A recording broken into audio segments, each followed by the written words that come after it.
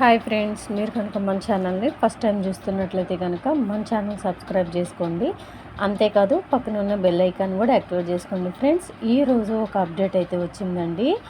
ఈ సామాజిక పెన్షన్స్ ఏవైతే ఉన్నాయో అవైతే వృద్ధులకు, వికలాంగులకు, ఒంటరి మహిళలకు ప్రతి ఒక్కరికి కూడా 6,000 రూపాయల పెన్షన్ ఇస్తామని చెప్పేసి కాంగ్రెస్ గవర్నమెంటు అనౌన్స్ చేశారండి. ఎక్కడ ఏంటి అనేది కూడా నేను చెప్తానండి పూర్తి వివరాలు.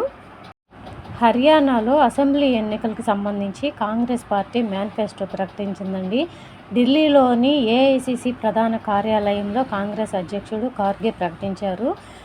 ఇందులో భాగంగా మేనిఫెస్టోలో 7 గ్యారెంటీలు అయితే ప్రకటించారండి. ఇక్కడ తెలంగాణలో వచ్చేసి 6 గ్యారెంటీలు ప్రకటిస్తే అక్కడ ఇంకొకటి ఎక్స్ట్రానే పెంచి 7 గ్యారెంటీలు అయితే ప్రకటించారండి. ఇక్కడ 6 గ్యారెంటీలు కూడా కంప్లీట్గా ఇవ్వలేకపోయారు. మరి అక్కడ 7 గ్యారెంటీలు ప్రకటించారు.